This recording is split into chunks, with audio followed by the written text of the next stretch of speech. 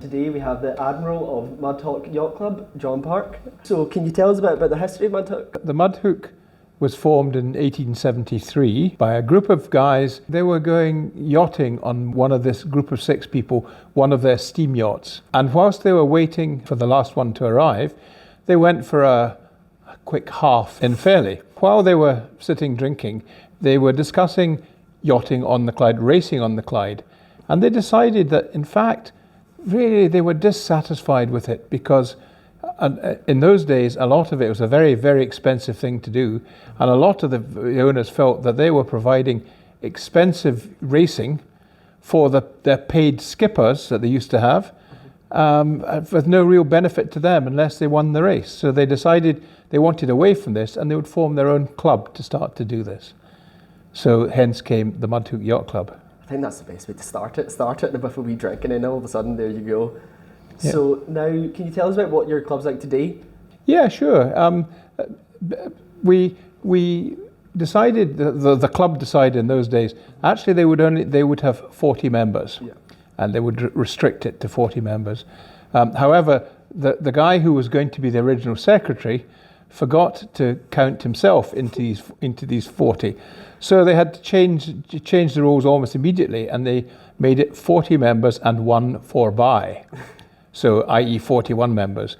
We have stuck with that tradition, although we can now have honorary members and senior members, but there are only 41 voting members in the club, which is quite restricting. So we have to be reasonably careful who we allow into the club, because we want people who will be committed to the cause. And today we run, we have a couple of social events. We have an annual dinner. We have what we loosely describe as a ladies' lunch, which is for wives and partners, and we host an annual regatta on the Clyde. Mm-hmm. Those are the 3 main events that the 41 of us try to organise today. Great. So can you please tell us a bit more about this annual regatta? Yeah, sure. It's on the Clyde. For the recent years, it's been held actually based here at the Royal Northern and Clyde area, on the Gairloch and down at the bottom of the loch, effectively. And we have racing for however many people want to race. We have quite a restricted entry price. We're not aiming to make money for it. We just want to try and break even. Last year we had 40 yachts racing in, I think, 6 classes. Now, the number of classes depends on the number of entries, the number of boats. Some boats are what they call one design classes, so they all race on identical handicaps. Some boats have a handicap system, a bit like golf handicap. Once the boat's finished, they then work out who actually won. And the bigger boats, they call the RC35s, class of race, do international racing as well. So they are the top classes on the Clyde. I was having a look at some of those RC35s. I got stuck in a wee YouTube tunnel of them. I was looking at some of them go. It's unbelievable just to see them actually work. Yeah, they're pretty quick, some of these boats. It's crazy to watch. I'm not a sailor myself, but I still make great to see. Yeah. So the club's been going for over 100, well, coming up to 150. Yes. And as you're saying that you've always held a small amount of members and you've always had the same traditions, why do you think it's so important to hold this Corinthian approach towards the club and society? Well, we like the Corinthian approach, if you like. We hold dear those values of amateurism, but being as professional as possible, sportsmanship, and trying to do good, give a little back to the community.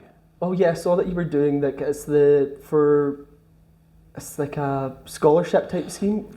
Well, we provide sponsorship. Yeah, sponsorship. And to go, that's a relatively new thing. We used to every year from 1933, we ran a week of schools racing. So school children last year at school who wouldn't have access to yachting or to the water otherwise, we used to provide, members used to lend their boats so these school kids could race against each other. The member would be on board. Yeah, I would be a bit nervous letting them go by themselves. But keeping out the way as much as possible. Yeah. And in fact, my own daughter did the last year that they had the Schools Week. Sadly, they had to cease doing it because of things like child protection laws, more importantly, insurance. It just became impossible. Yeah. So after that, we had a charitable trust, and after that, we moved to encouraging young people onto the water, giving them sponsorship. Mm-hmm. And if someone perhaps has ambition to get to, I don't know, a junior world championship of some sort, or even just a UK championship, but that young people would tend to be struggling for funds, we give them a little bit of help and sponsorship. And the only thing we ask, they have to apply to us, and the only thing we ask in return is they write a report for us on the event and how they get on in it. I can tell that happens a lot around here, because when you walk through the amount of Olympians that are on the wall, yeah, it's unbelievable to see. And you mentioned 1933, that was the year of the Jubilee Regatta. Can you tell me a bit about that event? Yes, it was a big regatta, as you say, it was the Platinum Jubilee. And before my time, before you ask, it attracted a lot of yachts, and the racing was very keen and successful, and it was won overall by the King's yacht, then called Britannia. Good guess. Yeah. Is it true that some of the boats that were sailing in 1933 can still go today? Oh yes, very different. In fact, there's at last year's regatta, there was a specific class for a design of boats called the Gairloch, and they are three-person day boats. Yeah. And they raced in the 1933 regatta, and they were racing last year as well as a class. That's unbelievable. With the also further up the scale, some of the largest classic yachts that you will ever see, they're called a J class. Mm-hmm. These things with huge, great sails and masts. And the J's are still racing. And in 1933, one of the J's called Velshida was at our regatta, and she still goes to international events today. Obviously, it's like most sports, the technology changes, but has it changed that dramatically, where that these boats can still go out and still continue, or has it just become more leisurely with them almost? Well, I think what's happening is the racing scene has got more and more specialised, and racing sails are high-tech, expensive things. Racing sails and masts and rigging have changed. Hull design has certainly changed, but less so, I would suggest, over the years, except the extreme levels, which are they've changed radically. There is still space for cruising racing boats, or cruising boats that race, and we will always try and find a room for them. Wow, it's unbelievable to see they're still going. Because see, for most sports, if you think about it, imagine the technology is going back to golf. Like, you couldn't hit one of them and be somewhat competitive with those wooden. Yeah, it's like old wooden tennis rackets. Yeah, you're never going to be there. Yeah. So you mentioned these 40 members. So if you were trying to become a member, could you tell us about that process now? Like, if you were trying to join? Well, you'd have to wait to be invited, and usually when people join the club, they stay in it for life. And so when a vacancy occurs, the members are circulated to ask for anybody they think would be suitable, would hold the necessary values, and give the time and effort to the club that's required, and be young enough that they can contribute. There used to be a system, a black ball system, in that every member had a black ball and a white ball, and they put it into a bag. And if there was one black ball in the bag of 41, the member didn't get in. It's a bit intense. These days, the names of potential members get circulated amongst the club, and then the committee makes a decision as to who will then be invited to join. Normally they accept. That's a bit intense. So, for you personally, you obviously sail a lot. What would you say your favourite couple of days sailing would be ever? Have you been on like a trip or something that you remember and it was amazing, or a race or? Well, actually, I have lots of memories because I've been involved in sailing boats since I was 5 years old, and one of my favourite moments on the water. There has just recently been what they call the Fife Regatta, which the Mudhook was not associated with, but there was a class of boat builder known as William Fife. There were actually 3 generations of Fifes, and they built boats at Fairlie on the Clyde. And they had more than a decade, 15 years ago, they had another regatta, and I was sailing with my family, and we were involved in a family club race, and we sailed through the fleet of these classic huge yachts, and it was a privilege to be there. One of those ones where you just take a wee step back and go, this is amazing. Yes, exactly. Wow. That.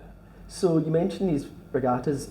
So how do you become part of the crew? Can you be part of the crews for these, or does one member have to be on a boat, and then the rest they can create their own crews? Well, our regatta is an open regatta, right. so you don't have to be a member of the club to race in it. Mm-hmm.